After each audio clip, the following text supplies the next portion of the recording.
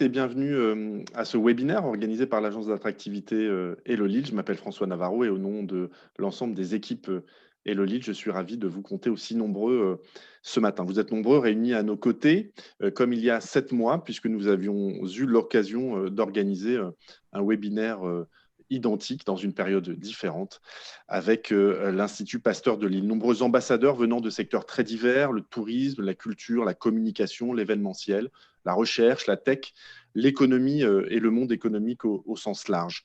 Ce webinaire intervient à un moment important pour notre pays, puisque ce soir, le président de la République aura l'occasion de s'exprimer devant les Français et de dévoiler sa stratégie de déconfinement. Le Premier ministre, lui, jeudi prochain, en donnera le mode d'emploi. Important aussi de se poser et de voir de façon précise l'impact de l'épidémie dans notre pays et singulièrement dans notre métropole, mais aussi de se projeter. Les vaccins, bien sûr, mais aussi les recherches propres à l'Institut Pasteur de Lille, avec cette fameuse molécule qui a fait l'actualité ces dernières semaines, qui serait capable de tuer le virus chez ceux qui le déclenchent. Nous en saurons plus tout à l'heure. Hello Lille, vous le savez, le bras armé de la métropole européenne de Lille en termes d'attractivité. Notre mission est de faire rayonner notre territoire en France et à l'étranger, en s'appuyant sur les pépites, sur un réseau d'ambassadeurs le plus divers possible. Comme il y a 7 mois, donc, en avril dernier, et au vu des questions importantes que vous vous posez encore, nous avons souhaité faire appel à l'un de nos ambassadeurs les plus emblématiques, l'Institut Pasteur de Lille, en première ligne dans la recherche contre le virus. Nous en reparlerons tout à l'heure. Ils font et toutes les équipes font la fierté de notre territoire et bien au-delà. Et ce matin, c'est le professeur Daniel Camus que je salue qui en sera l'un des éminents représentants. Le mode d'emploi de ce webinaire est simple. Essayez en 1 heure de répondre au maximum de vos questions. Vous avez d'ores et déjà été très nombreux à nous les envoyer en amont. Il est encore temps de le faire. Vous avez, durant ces 20 premières minutes, la possibilité d'interpeller le professeur Camus au travers de l'onglet en dessous de votre écran qui est marqué Q&R comme questions et réponses. Vous l'avez donc en bas de votre écran et dans quelques minutes, Pierre-Yves Billon, qui est en charge du réseau des ambassadeurs d'Hello Lille et que je salue, sera votre porte-parole. Et toutes les questions que vous poserez dans ces 20 premières minutes seront posées au professeur Camus à l'issue de cette réunion en conclusion de ce webinaire. Vous pouvez également voter dans ce même onglet sur les questions qui vous paraîtront le plus pertinentes et qui correspondront le plus à vos attentes. Vous ne le voyez pas à l'écran, mais je remercie également Cyril Zoderna qui nous accompagne à la technique ce matin. Professeur Camus, bonjour. Bonjour. Vous êtes infectiologue à l'Institut Pasteur de Lille. Vous étiez en charge au moment de la pandémie du virus H1N1 de la prévention et de la gestion des risques infectieux au sein du ministère de la Santé. Et vous êtes aujourd'hui au cœur des enjeux puisque vous êtes membre du Haut Conseil de la Santé publique, organisme qui, par ses rapports, aide à la prise de décision le ministre de la Santé, Olivier Véran. Et on sait que c'est une position qui, parfois, ne doit pas être très simple.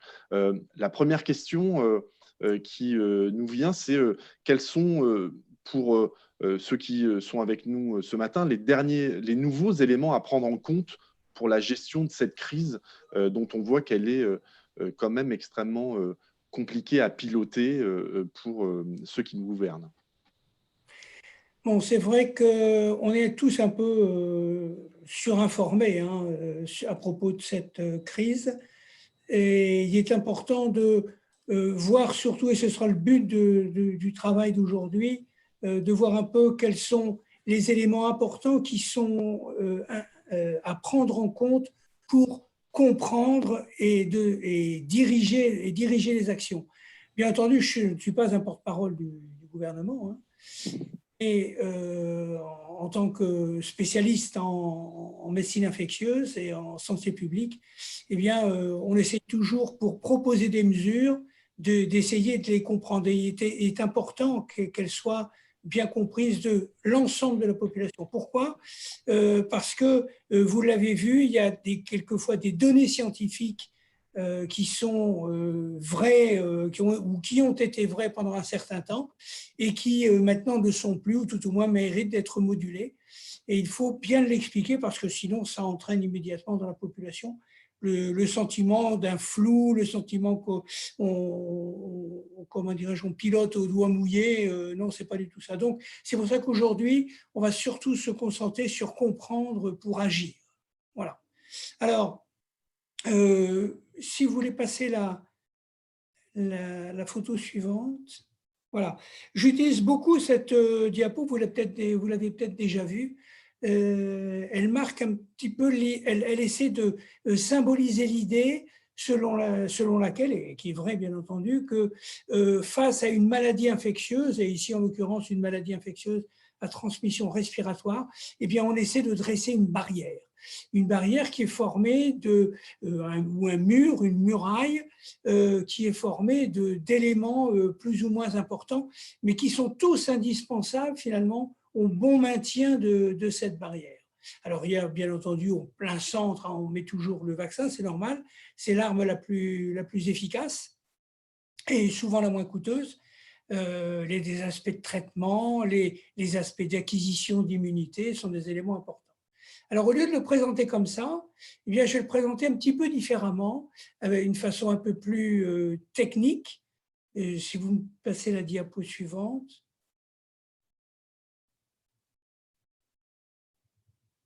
Voilà. Ça, c'est ce qu'on apprend à tous ceux qui font de la gestion de crise. Et c'est un tout petit schéma, apparemment très simple, qui est diffusé ici par les Center for Disease Control aux États-Unis, mais qui fait l'unanimité chez l'ensemble des infectiologues. En ce sens que quand on veut lutter contre une maladie infectieuse, eh bien, il y a 4 grands moyens de le faire, mais qui n'ont pas tous la même valeur, n'ont pas tous la même efficacité. Le premier moyen, le plus important en sens d'efficacité, bien entendu, c'est l'élimination d'agents pathogènes. Si on peut éliminer l'agent pathogène, soit par un vaccin, soit par un traitement, eh bien finalement, il n'y a plus de pathogène, il n'y a plus de maladie. Le deuxième moyen sont de toujours avoir une certaine distance entre l'homme et le pathogène. Ça veut dire de ne pas favoriser la rencontre entre l'homme et l'élément pathogène. Eh bien, c'est ce qu'on appelle les mesures de distanciation. Le troisième élément, qui est un peu moins efficace, c'est bien entendu que les 2 premiers, c'est bien entendu d'organiser, et bien sûr de mettre en place des instruments d'information, de formation, d'amener à une certaine discipline collective. Ça, ce sont les contrôles administratifs. Et enfin, vous avez l'utilisation des masques, des gants et compagnie. Alors, vous remarquez une chose, c'est que on parle souvent des masques. Eh bien, en fait, les masques, c'est pas le moyen, c'est utile. Je ne suis pas en train de dire qu'il ne faut pas utiliser les masques. Mais c'est beaucoup moins utile que la distanciation qui est le moyen numéro 2. Donc, séparer les personnes du pathogène, c'est plus efficace, finalement, en définitive, que de porter un masque. Et ça, il faut bien le comprendre.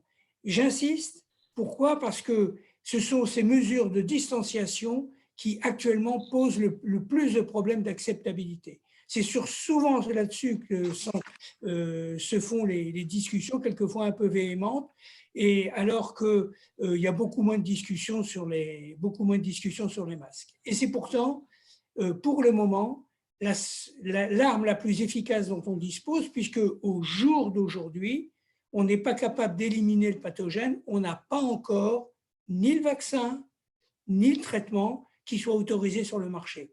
Ils le seront dans un futur proche, mais pour le moment, la seule arme que l'on ait, c'est de créer une certaine distance entre l'homme et le pathogène, tout faire pour qu'ils ne se rencontrent pas. La petite diapo suivante. Voilà, alors je rappelle quand même les risques de contamination et je crois utile, au vu de ce que j'entends, que tout n'est pas toujours bien compris. Alors, les risques majeurs, on est tous d'accord. Le risque majeur d'être contaminé, c'est par les gouttelettes qui sont émises par les gouttelettes de toux ou les gouttelettes de salive qui sont émises par quelqu'un qui est infecté et qui est porteur du virus. Le deuxième élément, c'est le contact interhumain, les bisous. Voilà. Donc ça, on sait que ce sont les risques majeurs. Il y a des risques qui sont à relativiser, c'est-à-dire qui sont, certes, ce sont des risques qui peuvent exister, mais qui n'ont pas, comment dirais-je, le même impact que les deux risques majeurs que j'ai présentés. Dans les matériels, dans ces risques à relativiser, il y a le matériel contaminé, hein. Quelqu'un a craché sur un support, une poignée de, comment dirais-je, dans un autobus, hein. Vous remettez votre main dessus, vous portez votre main à la bouche, voilà, ça c'est un risque. Mais finalement, on s'aperçoit qu'il n'est pas si, dans la vraie vie, il n'est pas si important que ça, parce qu'il y a beaucoup de nettoyages qui sont faits, et finalement, ce matériel contaminé n'apparaît pas comme, dans la vraie vie, comme un élément majeur.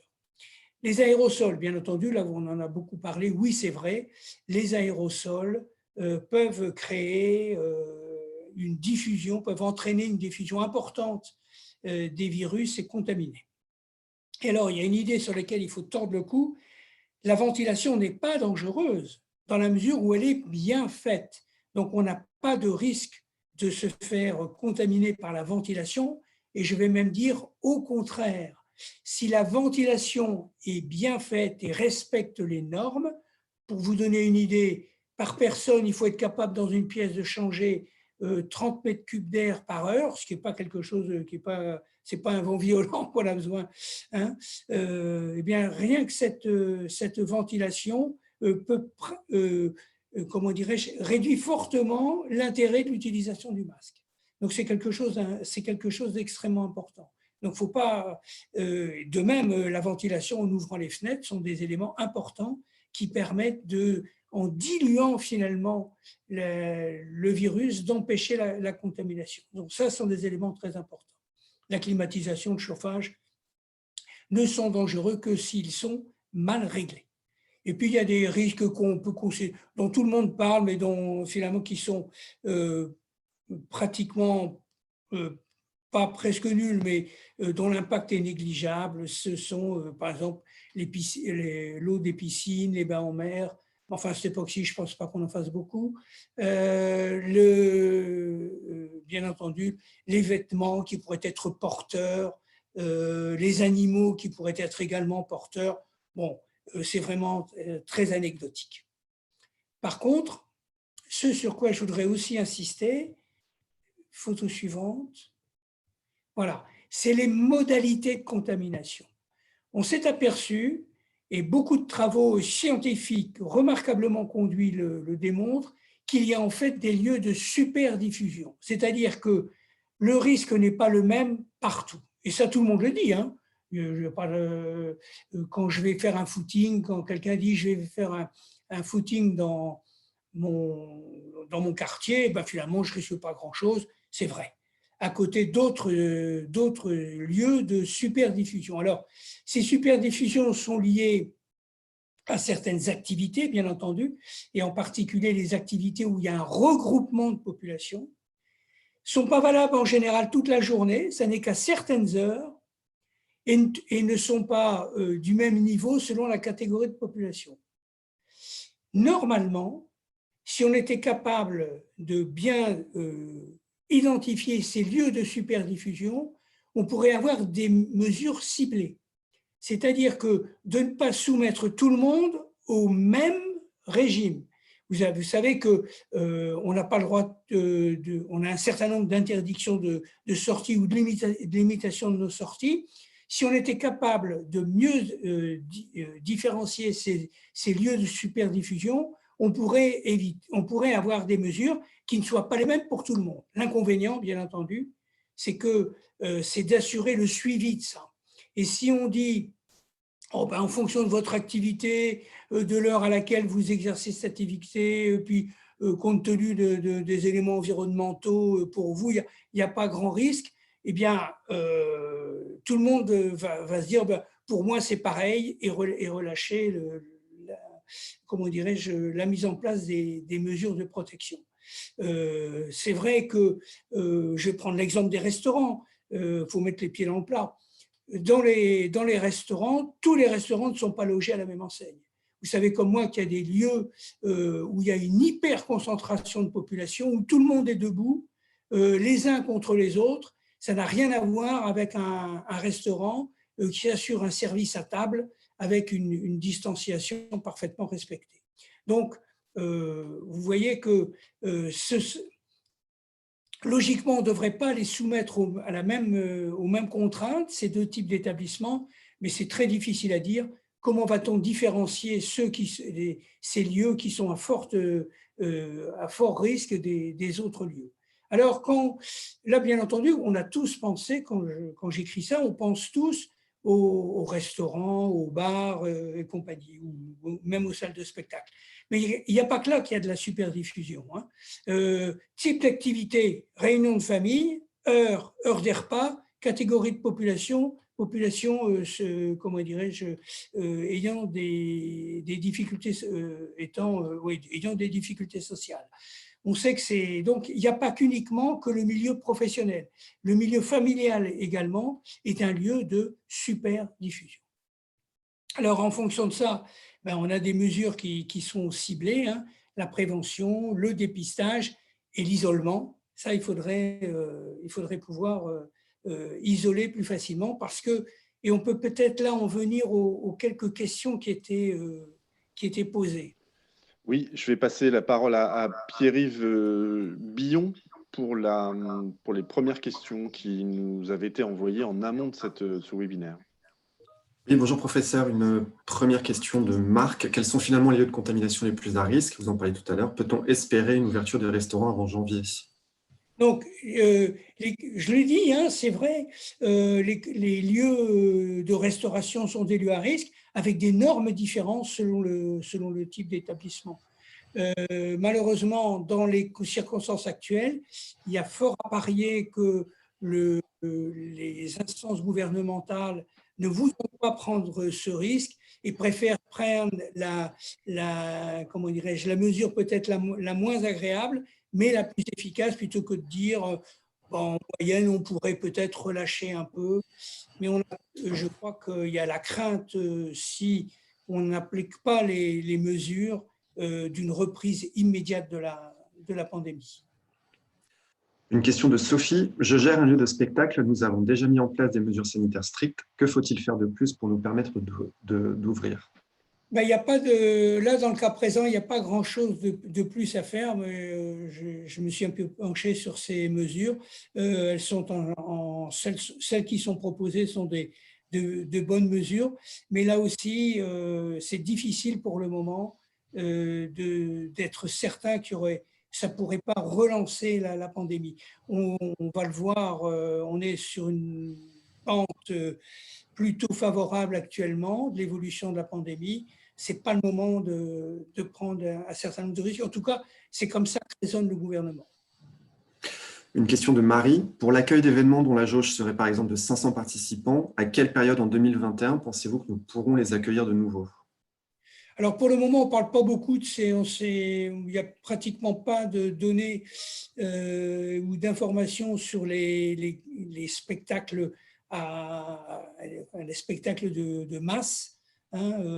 On est plus à s'intéresser, et tous les travaux qui ont été faits se sont plus intéressés aux petites surfaces, c'est-à-dire les petits commerces en particulier, avec les règles de distanciation à l'intérieur de ces commerces. Pour le moment, les jauges à 500, qu'il faut bien le reconnaître, ne sont pas scientifiquement établies. On n'a pas établi qu'au-dessus de 500, c'était véritablement plus dangereux. C'est ce qu'on appelle des considérations d'experts, mais on n'a pas véritablement d'éléments qui permettent d'affirmer qu'au-dessus de 500, le risque est beaucoup plus grand. Il faut surtout que dans des grands groupes comme ça, il n'y ait pas, d'une part, que ne pénètre pas quelqu'un qui pourrait être un super contaminateur, parce que tout le monde ne contamine pas son entourage de la même façon. Donc, on n'est pas un énorme diffuseur de virus et qu'il ne rentre pas trop en contact avec les autres. Et une dernière question de Karim. Un médecin généticien du CHR a proposé au gouvernement de réaliser un test de toute la population de l'île pour enrayer l'épidémie. Qu'en pensez-vous? Oui, on en parlait, professeur Philippe Amouyel, que vous connaissez peut-être, et puis également un chercheur, le professeur Philippe Frogel. On parlait tous les deux de cette démarche. On s'aperçoit que, en fait, tout le monde est d'accord, ce serait fort utile de pouvoir faire un dépistage de masse. La difficulté, c'est la ligne qui est juste après, c'est l'isolement. C'est-à-dire, une fois que vous avez dépisté quelqu'un et que vous avez découvert qu'il est porteur du virus, il faut être capable de l'isoler. On s'est aperçu que l'isolement dans le milieu familial était très mal fait, était souvent rompu, et donc était la source de surcontamination dans l'entourage. Alors qu'il vaudrait mieux, et c'est vrai qu'on en a beaucoup parlé, c'est une très bonne idée, c'est d'utiliser les structures hôtelières, puisque dans les chambres standards, il y a quand même une toilette, des lits, un lit, il y a plus ou moins d'espace, mais enfin, on peut y vivre 7 jours, c'est quand même pas quelque chose d'impensable. Mais il faudrait que ce soit accepté. Or, la population n'accepte pas, critique beaucoup ces mesures. C'est un tort, à mon avis, mais il faut en tenir compte. C'est comme ça, c'est comme ça. Donc, oui, c'est une mesure tout à fait logique. La mise en place, par contre, pose réellement de véritables problèmes. Merci. Un point sur l'épidémie. Donc, vous disiez que les chiffres, on le voit d'ailleurs, ça nous est dit désormais tous les jours qu'il y a du mieux. On va vers le mieux. Est-ce que voilà, les derniers chiffres qui sont à votre disposition, est-ce que vous pouvez nous les partager? Bien sûr, bien sûr. Alors, le premier, les premiers chiffres, c'est, j'ai repris un petit tableau qui a été publié par Santé publique France, et on voit très très bien, c'est la dernière ligne, que la métropole européenne de Lille a été particulièrement touchée avec des taux d'incidence, c'est-à-dire le nombre de cas pour 100 000 habitants qui a flirté quelquefois avec le millier, 1000 personnes infectées pour 100 000 habitants. C'est quelque chose auquel personne ne s'attendait. Ça a été des chiffres monstrueux, puisque je rappelle quand même qu'au-dessus de 250, on estime pratiquement, on est en situation d'urgence, de crise sanitaire majeure. Au-dessus de 250 cas pour 100 000 habitants. Et on est monté à près de 1000. Alors, vous voyez que tout le monde n'a pas été logé à la même enseigne dans le département, mais en particulier du côté de Cambrai, c'était peut-être un peu moins important, mais par contre, Lille, Dunkerque, la communauté d'agglomération de Valenciennes, la communauté d'agglomération de Maubeuge, qui est pourtant beaucoup plus petite que ces autres, ce sont des villes de plus petite taille, et bien malgré ça, il y a quand même eu une forte diffusion du virus. Donc, on a eu une situation, alors je commence à dire on a eu parce qu'on voit maintenant que les chiffres s'améliorent un peu, mais si on passe à la diapo suivante, voilà, on voit que attendez, j'ai un petit problème d'écran parce que je ne vois pas. Voilà. On voit très bien que la situation s'améliore et statistiquement significative, ce n'est pas simplement un chiffre. Vous voyez que quand il y a une petite flèche verte, ça veut dire que le minimum de la semaine 45, plutôt, le minimum de la semaine 46 est éloigné du maximum de la semaine 45, du minimum de la semaine 45.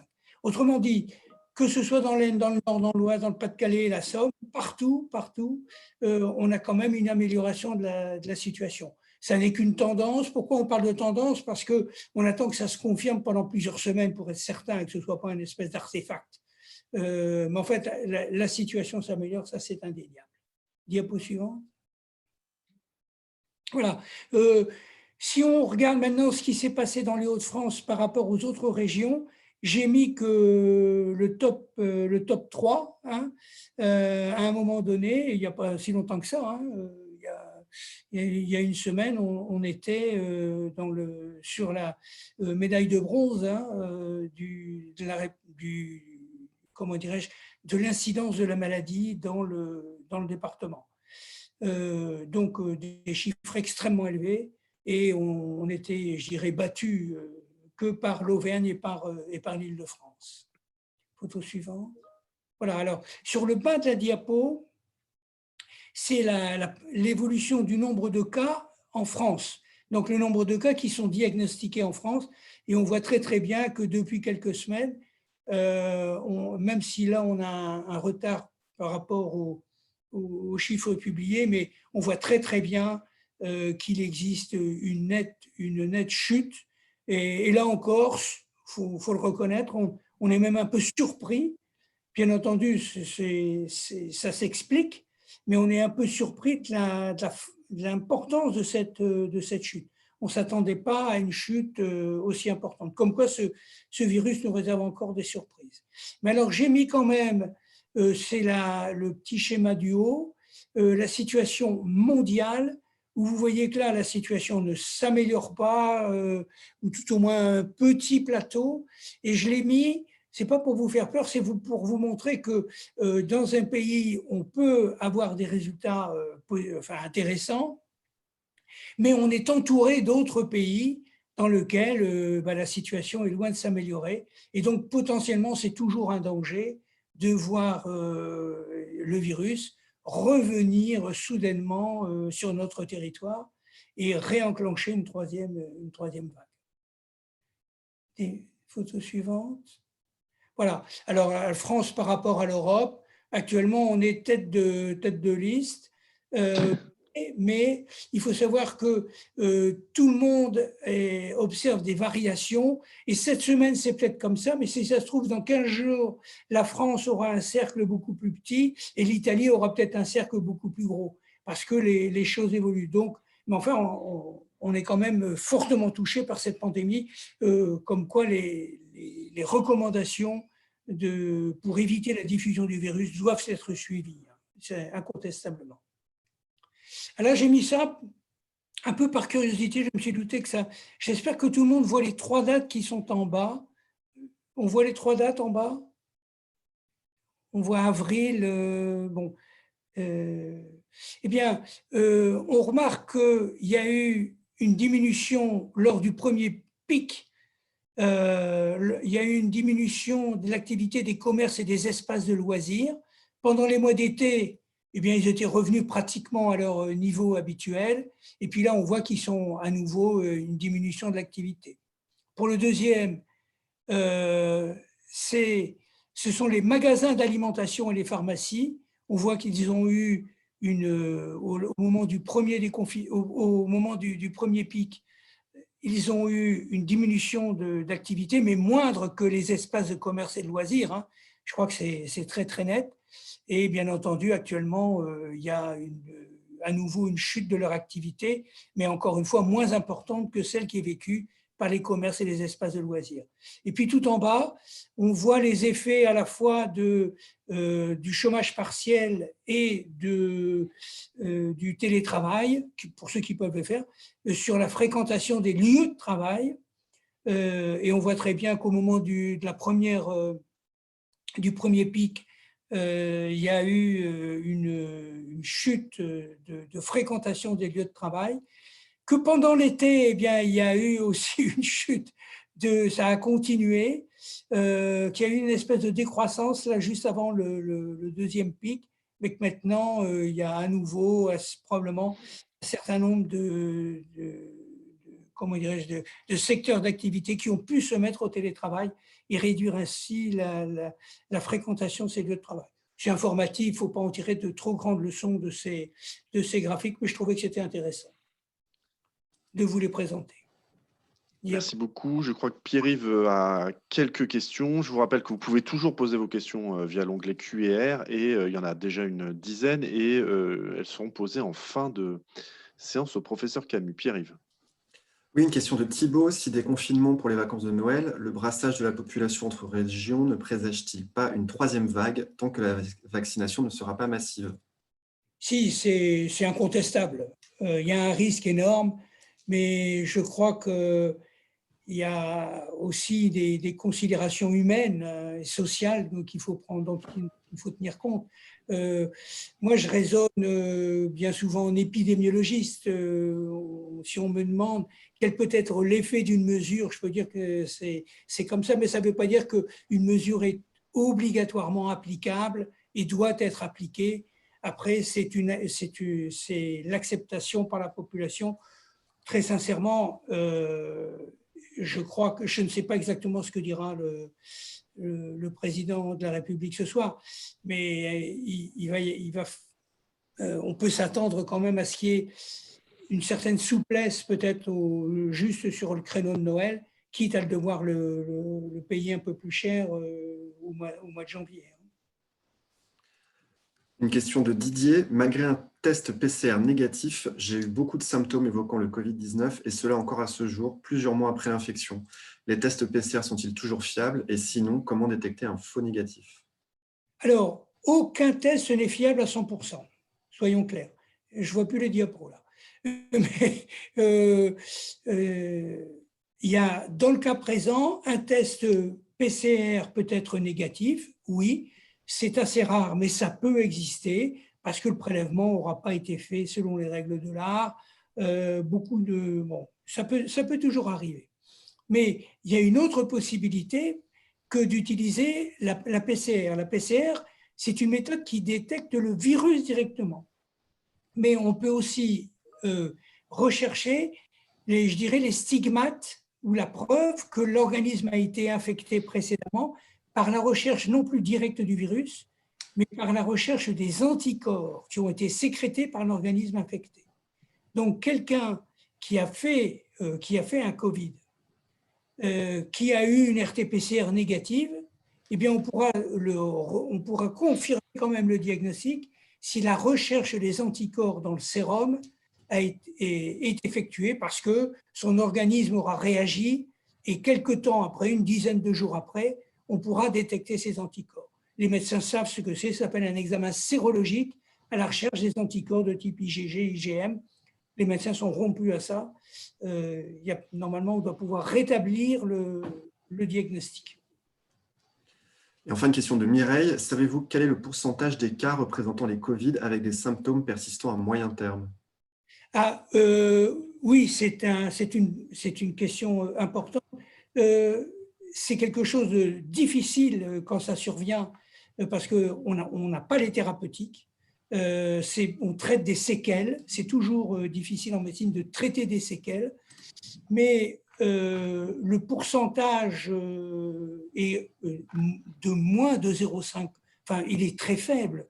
Et c'est 0, quelque chose.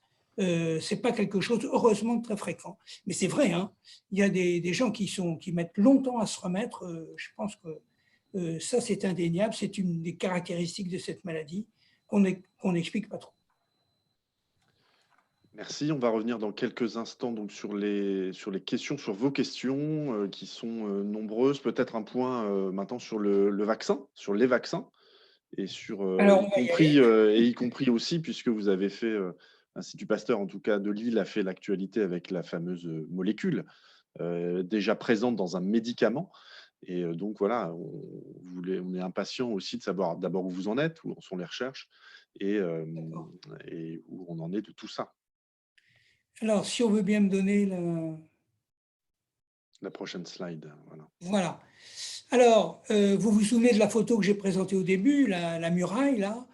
Faut être clair, pour le moment, on n'a pas encore le vaccin prêt à être injecté et on n'a pas encore le traitement spécifique. Mais on peut quand même en dire un mot. Les vaccins arrivent, ça fait aucun doute. Ils correspondent à des technologies différentes. Et alors, un conseil, n'écoutez surtout pas le taux d'efficacité. La façon dont c'est mesuré n'a aucune valeur scientifique. Ça, c'est des coups de pub de la part de ces laboratoires pour faire remonter leurs actions en bourse. Il faut être très clair. Donc, on résume. Quand Pfizer dit 90%, Moderna dit 95%, l'autre dit 92%, ça, c'est pour les cours de bourse. Retenez qu'ils sont efficaces. Attention, je ne dis pas qu'ils ne sont pas efficaces, mais ne comparez pas les pourcentages. Alors, en plus de ça, vous allez comprendre, on fait 2 injections à quelqu'un à 3 semaines d'intervalle. Donc, J0, J21.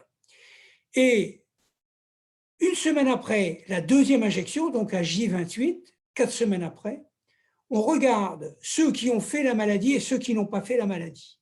bien rien que de dire… Alors, dans le groupe vacciné par rapport au groupe non vacciné, il y a une différence, c'est vrai. Mais il y a quelque chose qui manque et que ne fournissent pas les laboratoires, c'est qu'on ne peut juger de l'efficacité d'un vaccin que si le sujet a réellement été exposé au virus.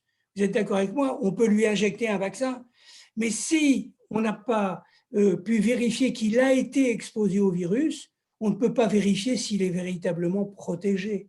C'est une question de bon sens. Donc, faites confiance aux vaccins. Oui, ils arrivent. Oui, ils sont efficaces. Mais ne vous laissez pas impressionner par ces chiffres.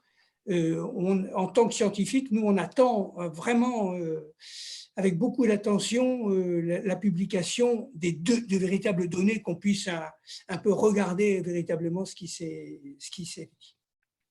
Voilà. Alors, quant au traitement, eh bien, non, remettez-moi ma diapo. Voilà.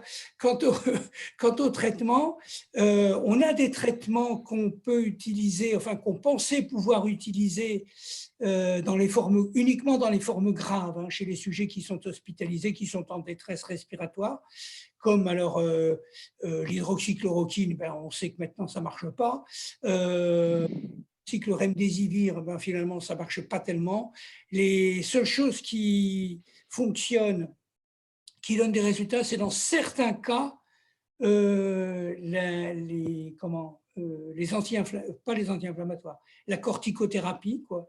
Et là où il y a eu des résultats, mais c'est pour un nombre très limité de cas. On cherche toujours le traitement qui pourrait éliminer chez tout le monde le virus.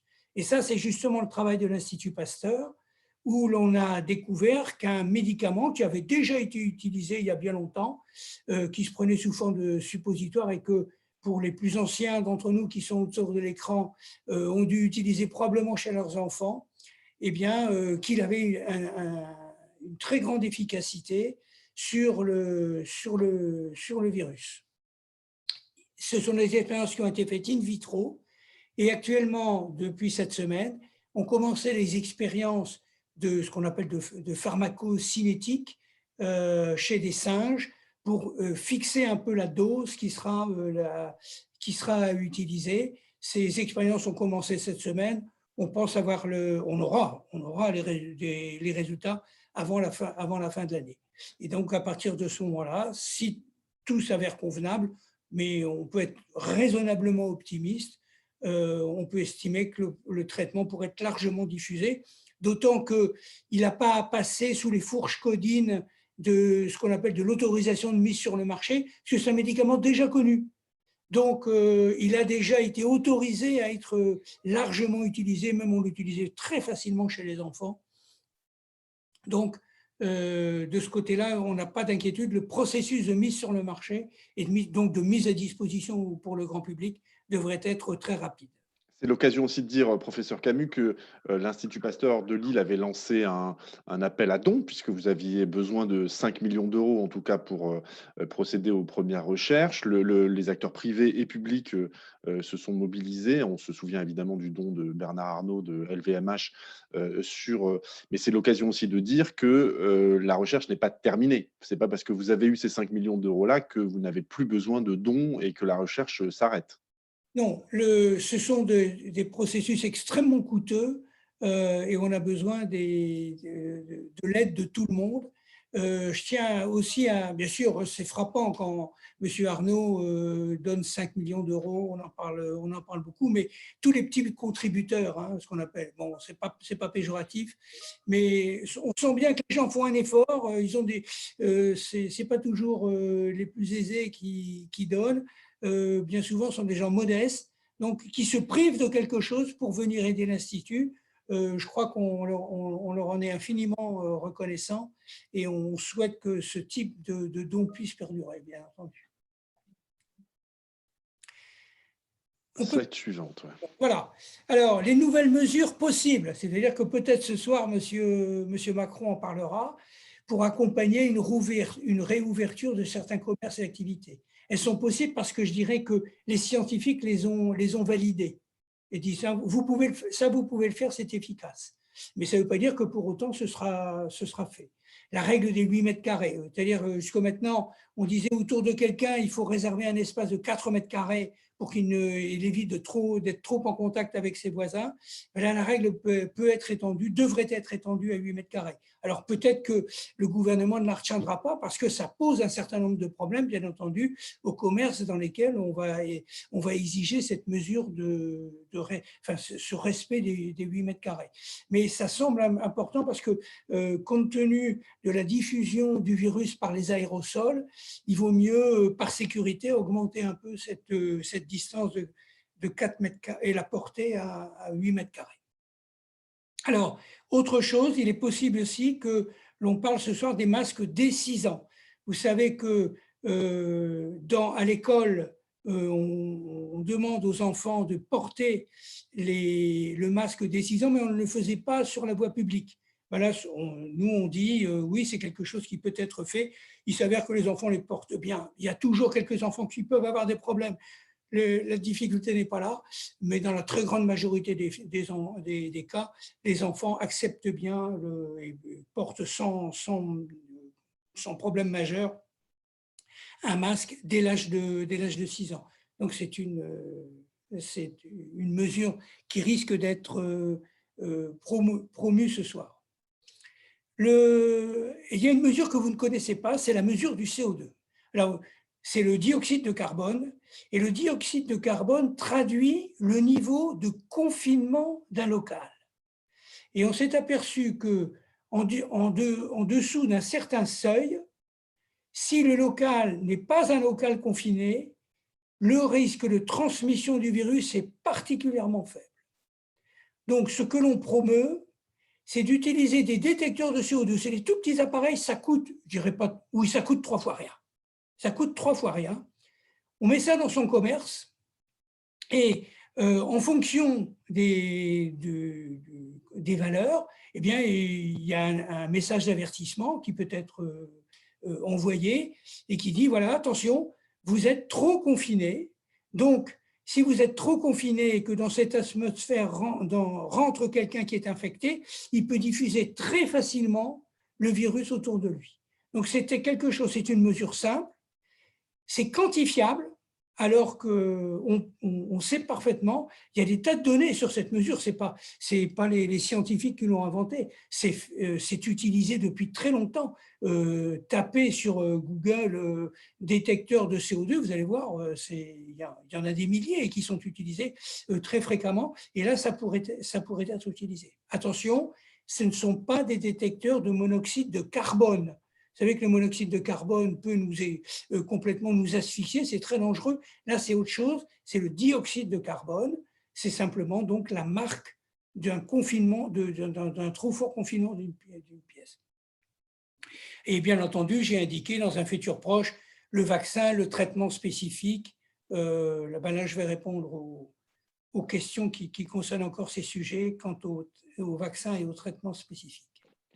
Pierre-Yves, nous avons des questions en effet qui nous sont parvenues. On en a maintenant une petite vingtaine de nouvelles questions assez spécifiques et comme le temps nous est évidemment compté, on va essayer d'être assez rapide dans les questions et les réponses, professeur Camus. Je propose qu'on passe aux questions reçues sur Zoom. La première de Anne de Baer. Y a-t-il une étude en cours qui préciserait les lieux les plus à risque par typologie en présence d'un protocole sanitaire? Donc, des études le son a coupé là. Vous pouvez répéter? Le son a coupé. Vous m'entendez? Oui.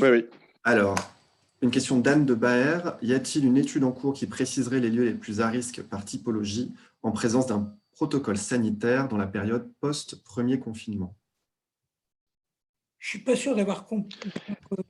Est-ce qu'on est en capacité de dire que sur le lieu de travail, dans les magasins, dans les salles de spectacle, au cinéma, dans la rue, quel est le lieu le plus contaminant? Est-ce qu'on a des études scientifiques? À du moment où il y a concentration de population, concentration d'individus, vous avez un risque. Voilà. Et là, justement, pour délimiter, pour éviter, tout au moins essayer de le quantifier, on a cette mesure du CO2 qui est possible. Une question de Boris Collin. À partir de quand devrait-on pouvoir vacciner et combien de temps cela prendra-t-il pour vacciner la population? Et Oh est-ce là que là, la vaccination, elle va durer des mois et des mois. Il ne faut pas croire qu'on va avoir des millions de doses, surtout que je me suis aperçu, peut-être vous aussi, sur la planète, on n'est pas tout seul, hein. Il n'y a pas que nous. Donc, toutes ces doses que les industriels produisent avec énormément d'efforts, ils ne vont même pas arriver chez tout le monde tout de suite. Donc, il y aura du vaccin, mais de façon extrêmement étalée. Donc, plusieurs mois, si ça se trouve même à la fin de l'année 2021, tout le monde n'aura pas été vacciné. Une question d'Isabelle Ducrot. Pensez-vous qu'il faudra tendre vers une vaccination obligatoire? Alors, une vaccination obligatoire, on peut toujours.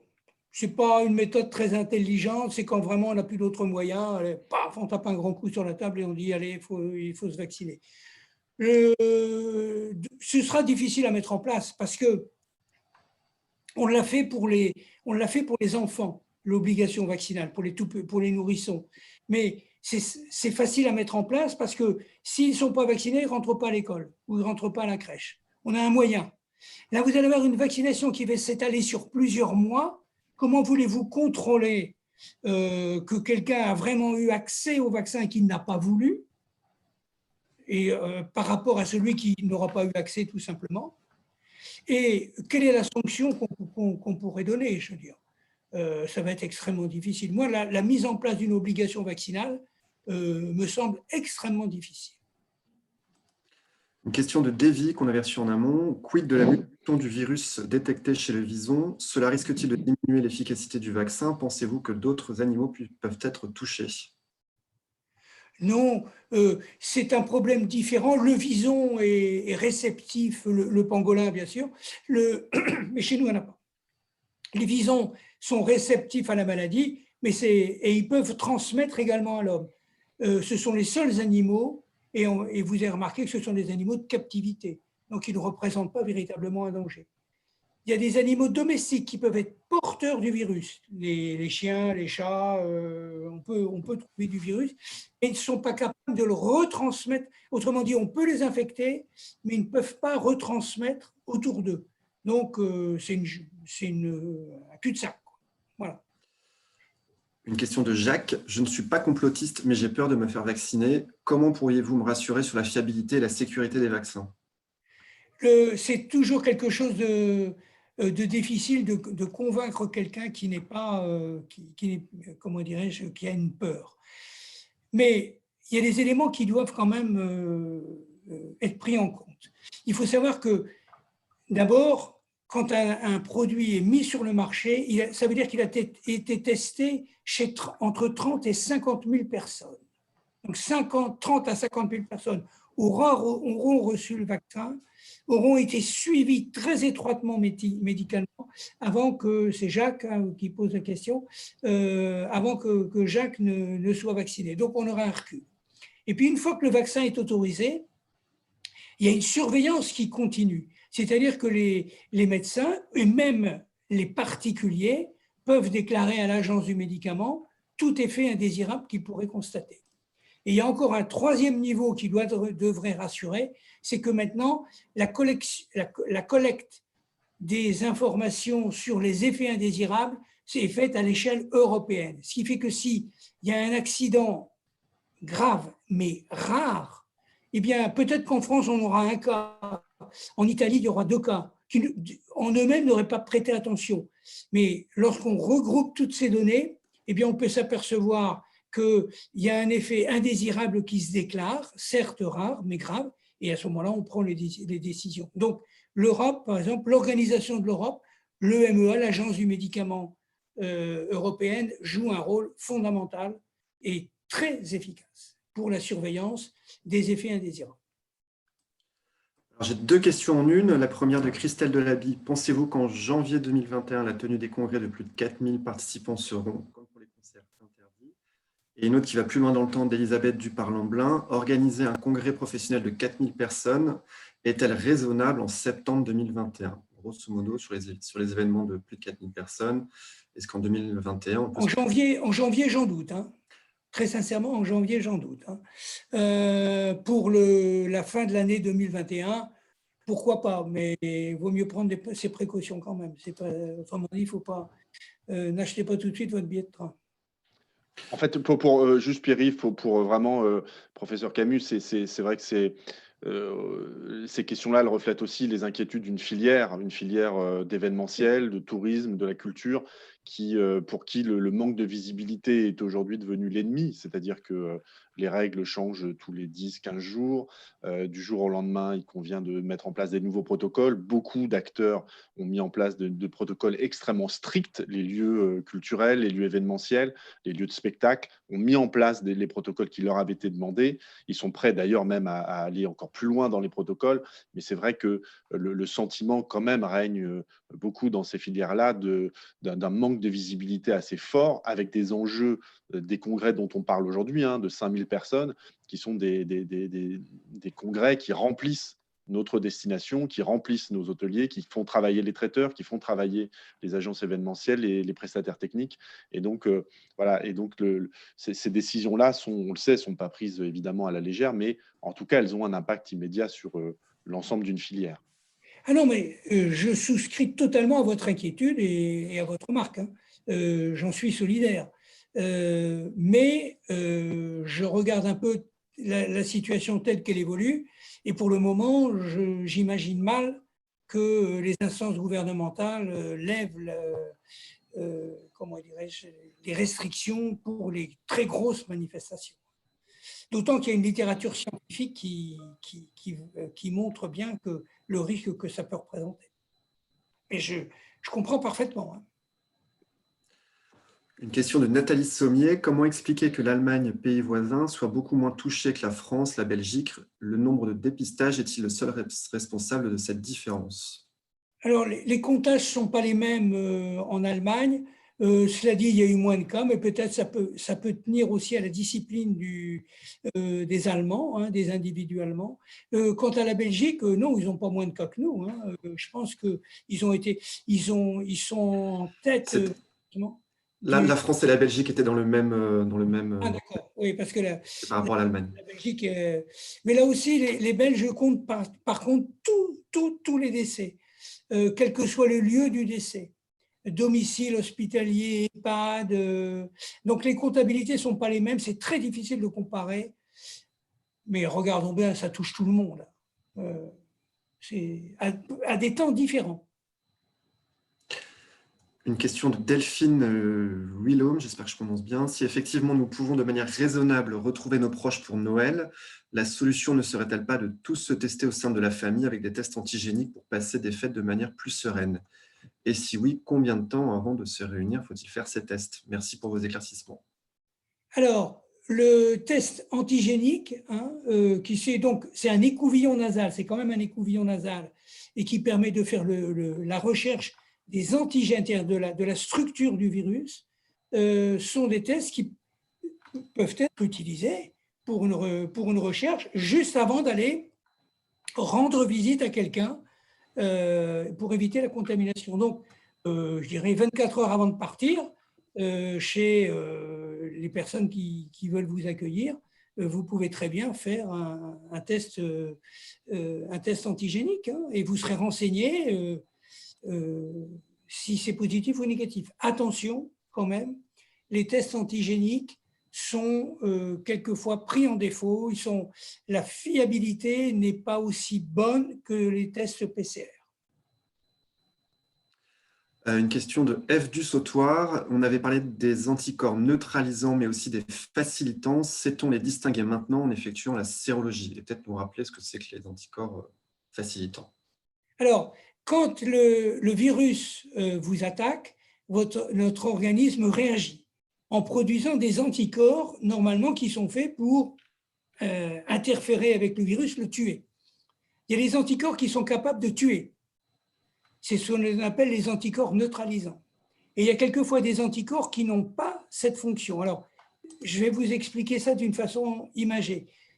Supposons que, Pierre-Yves, que je souhaite vous tuer. Ah. Je vais prendre mon revolver. Et qu'est-ce que je vais viser? Je vais viser le cœur ou la tête? d'accord, là je vous tue. C'est un anticorps, c'est un système neutralisant. Si ce sont des anticorps, si je tire sur la jambe, je vais vous blesser, mais je ne vais pas vous tuer. Ce sont des anticorps qui n'ont aucune fonction neutralisante. Eh bien, c'est la même chose. Hein. Vous avez donc un organisme peut réagir différemment vis-à-vis du virus et soit produire des anticorps neutralisants, soit ne pas soit comment dirais-je, n'avoir relativement peu d'effets et ne pas avoir en tout cas de rôle létal sur le virus. Donc, on sait mesurer ces anticorps. Alors, on pourrait dire, on pourrait le faire pour chacun.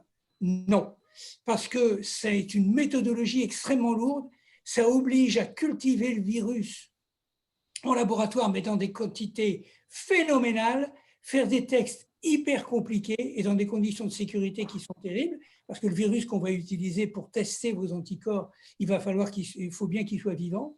Donc, c'est techniquement, on peut le faire pour des petits échantillons quand on fait de la recherche. On ne peut pas le faire sur l'ensemble de la population.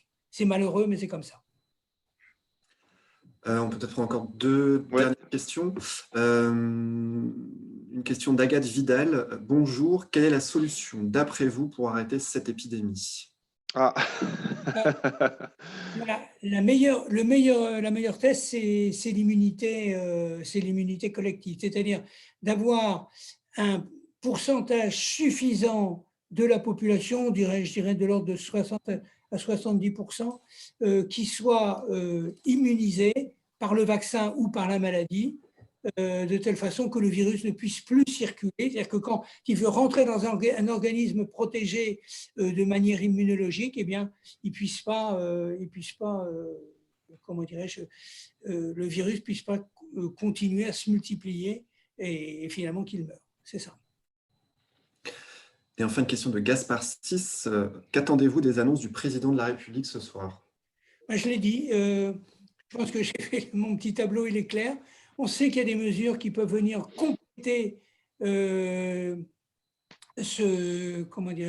que j'ai présenté.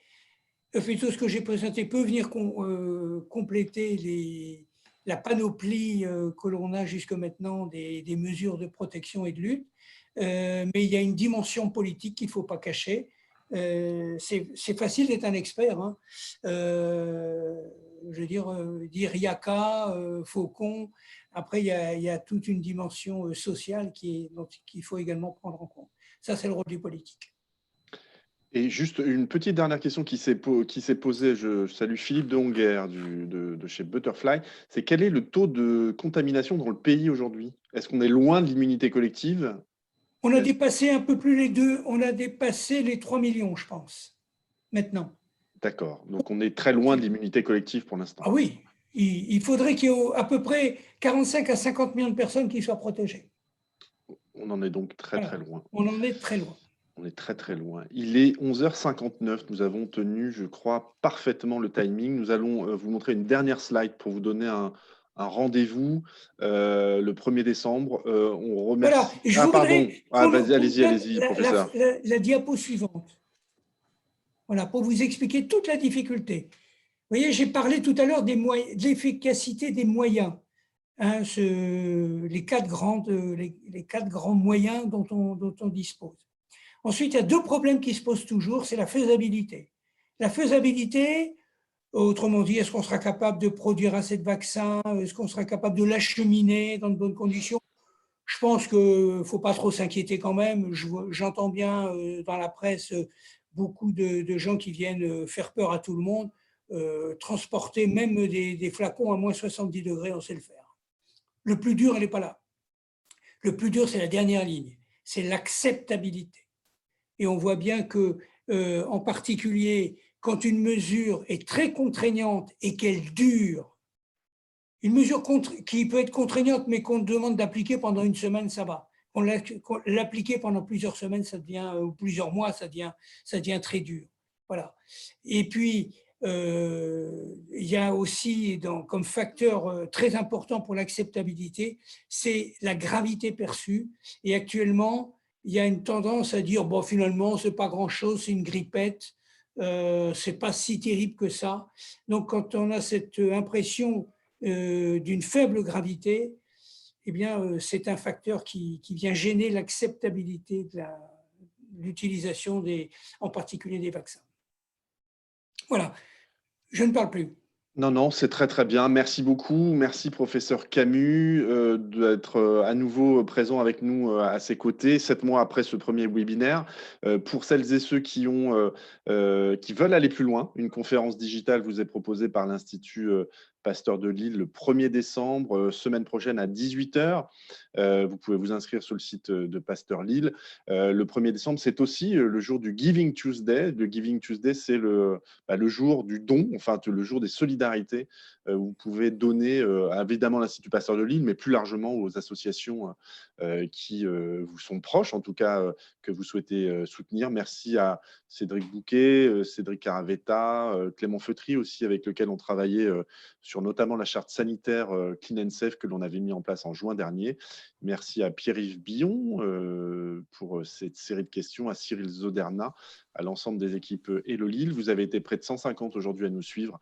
Merci à vous et à très très bientôt. Portez-vous bien et attendons les annonces de ce soir. À très bientôt. Merci beaucoup, professeur Camus. Au revoir. Au revoir.